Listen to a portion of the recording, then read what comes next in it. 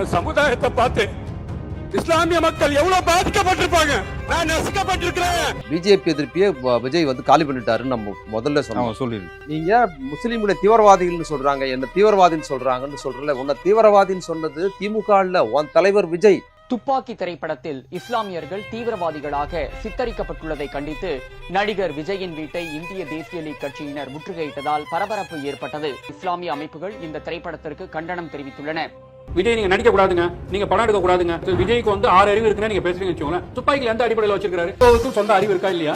Hero கதை கேட்கறவர் வந்து ஒரு சமுதாயத்துல வந்து பாதிப்பு ஏற்படுங்க. கற்பனைன்னு சொல்லிட்டு விஜய் நாங்க கேவலமா, விஜய் சார்ந்தவர்களை, விஜயோட தனிப்பட்ட வாழ்க்கையை கேவலமா படம் எடுக்கலாமா? கருத்து சுதந்திரம் சொல்லி பீஸ்ட் படத்துல ஒரு துப்பாக்கி படத்துல இந்த நாட்டில் முஸ்லீம்களை தீவிரவாதிகளாகவும் நாட்டுல தேச விரோதிகளாகவும் சித்தரிச்சு மிக மோசமா முஸ்லீம் தொப்பி போட்டு வரவன், முஸ்லீம் தாடி வச்சுக்கிட்டு வரவெல்லாம் தீவிரவாதியா படம் எடுத்து ஒன் தலைவர் அவர் கட்சியில நீ போய் ஆரம்பத்திலே சேர்ந்துக்கிட்டேன். இப்பயாவது ஆட்சி வந்திருக்கு, ஆரம்பத்திலே சேர்ந்து அவருக்கு ஒரு முஸ்லீம் அடையாளம் தேவைப்படுதுன்னு வச்சுக்கிட்டு அதை நீங்க பயன்படுத்தி நீங்க உங்க பிழைப்புவாதத்துக்கு இஸ்லாமியர்களை தீவிரவாதிகளாகவும் தேச துரோகிகளாகவும் மிக மோசமாக சித்தரித்து சினிமா எடுத்த விஜயை தலைவராக ஏற்றுக்கொண்ட நீங்க எப்படி பேசுறீங்க?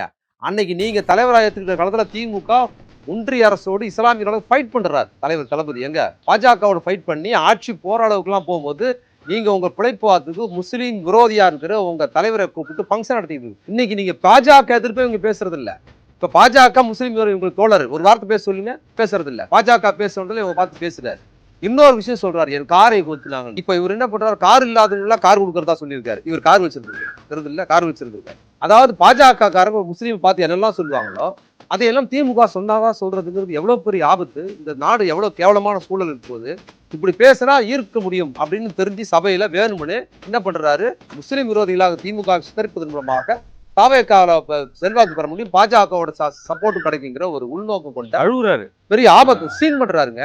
சீன் பண்றாரு எப்படி இருக்கு பாருங்க. பாஜகவை பார்த்து ஒரு நாள் கூட இப்படி சொல்றது இல்ல. என்ன திமுக காரங்க சொன்னாங்க, திமுக காரங்க சொன்னேன்னு சொல்றாரு. எதிர்ப்பு போராட்டம் இல்ல, இன்னைக்கு எதிர்கட்சி தலைவராக இருக்கிறார்ல உதயநிதி, எதிர்ப்பு முதல்ல அவர் நடத்திய பிரம்மாண்டமான போராட்டம் எடுத்துறீங்களா? சென்னை ஆர்ப்பாட்டம், சென்னை சைதாப்பேட்டையில இந்த குடியுரிமை திருப்பு சட்டத்துக்கு எதிராக போராட்டம். நீ என்ன போராட்டம் நடத்திருக்கிற? உங்க தலைவர் ஒரு போராட்டம் எடுத்திருக்கிறாரா? இஸ்லாமியர்களுக்கு ஆதரவா தீவிரவாதியின் படம் எடுத்திருக்கிறார். இவரை எடுத்துட்டு நீங்க சட்டசபையில சீன் பண்றாங்க பாருங்க. இது திட்டமிட்டு நடக்குது. நான் திரும்ப சொல்றேன், இந்த சட்டசபையில் தயவு செய்து திமுக காரர்கள் விஜயை விவாதத்துக்கு அலைங்க. இவங்க விஜயை விவாதத்தை அலைக்கிறது ஏன் தவிர்க்கிறாங்கன்னு எனக்கு தெரியல. அவங்க வாத்து வரமாட்டாங்க. நீங்க விஜய் கிட்ட தான் இப்ப கேள்விக்கு அவருக்கு அவர் தான் பதில் சொல்லணும்னு சொல்றாங்களா? பல இவங்க திமுக மீது ஊழல் குற்றச்சாட்டு சொல்லி அது ஒரு ஊழல் கட்சியாக சித்தரிப்பதில் அதிக அக்கறை எடுத்துக்கிறாங்க வேணும்னு. அடுத்தது இது மாதிரியான இஸ்லாமிய அடையாளம் உள்ளவங்க கிறிஸ்துவ அடையாளம் விட்டு கிறிஸ்துவ இஸ்லாமியர் எதிராக இருக்கிறாங்கன்னு அவதூற சொல்வது, அதற்கு இவங்களுக்கு பதில் சொல்வதுன்னு வருது. பேராபத்தானதா இருக்கு.